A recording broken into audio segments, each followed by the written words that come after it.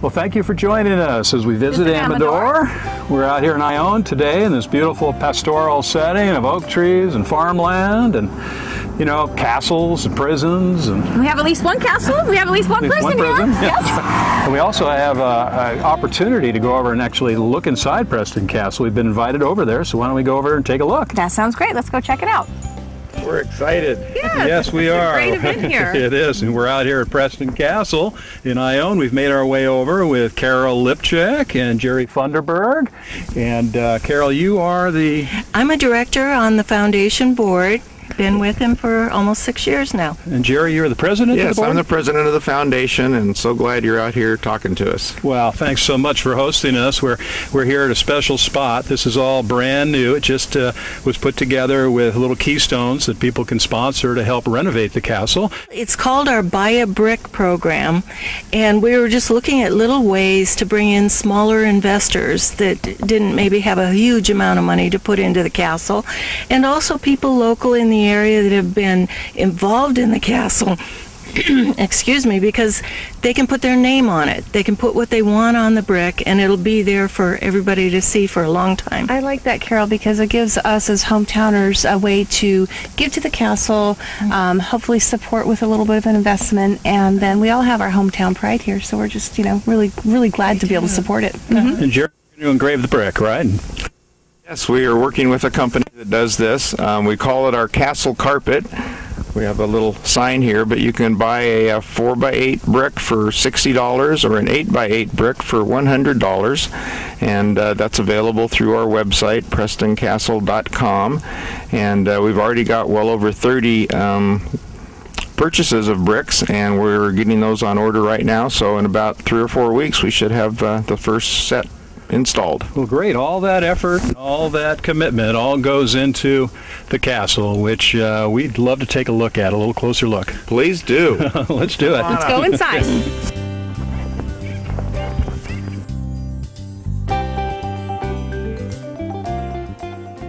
Okay, we're now in the infirmary.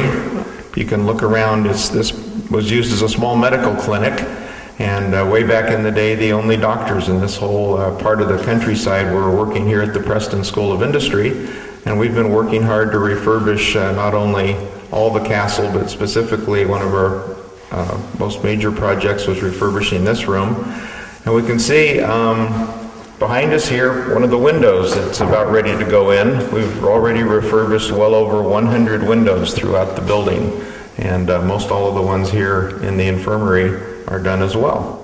Still have quite a few to go and a lot of work left. Yes, there are a lot of windows in this castle. A lot of paint The cans building around. is basically in the maintenance, maintain it, and keep the weather out stage, because later on when we get the proper financing, we'll be rehabbing the entire building, but it's important that we keep the walls up, so finishing those windows is that's key really right now. good. Well, this infirmary has a lot of old history with, you know, a lot of the kids who were here, the boys who were here, they had the influenza, and a lot of them didn't make it, and it was the doctors were, this was a serious place. There's a lot of serious history that went on right here. It'd be great to have that restored properly.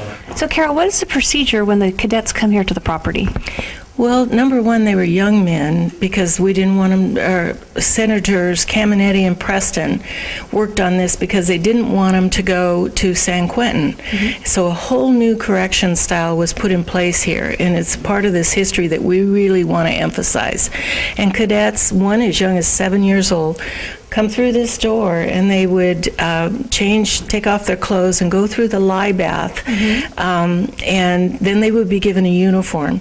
Some of the students that were honor students were able to go into town and do things too. So it was a better way to raise the boys and get them out of crime. So, Jerry, tell me about the history of the kitchen here. Well, right now we're in the staff kitchen. And this is where the meals were prepared for the staff members that lived here in this particular building. The head housekeeper for many years her name was Anna Corbin, and she'd been here many years, apparently very well liked, and she often supervised new arrivals that came into the Preston School of Industry. But one day, February 23rd, 1950, her body was found bludgeoned to death just inside this storeroom doorway. Oh my goodness. So we kind of get that feeling there's some sort of, history, maybe a little, right here behind us. Maybe some folklore and a young ward was arrested for the crime, but he was tried 3 times and never convicted. The first 2 were a hung jury. The last time he was acquitted.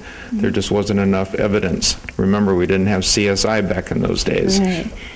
But some people think that Anna's spirit still roams the halls of the castle. Well, that's what I was wondering. I'm wondering if there's any ghost feeling here, whether it's Anna or some other people that perished. Yes, we do have an active paranormal presence here, and we have lots of paranormal groups that like to come and do investigations, and they tell us that they find lots of interesting things. Mysterious shadows and the camera work. So as we walk around, if you feel a tap on your shoulder and maybe a sudden coolness, that could be Anna. Oh, that's great. Good. Well, I'll keep my eyes open for that.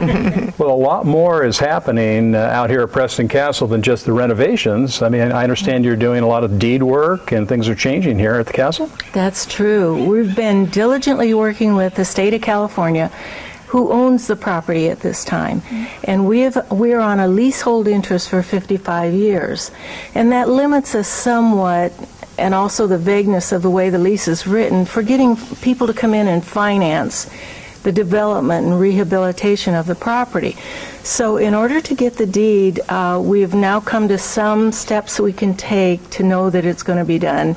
And we have it in writing from the state. When we complete those steps, they will give us the deed. So what we have done so far is we have to sever our utilities from the state, because they've been providing gas, water, and sewer, even though it's on a limited basis. As you can see from the condition of the building, they've been providing that since the year 2000 when we became a foundation.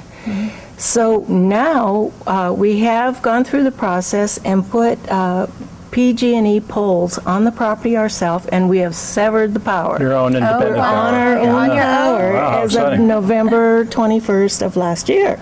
So that was one of the stipulations.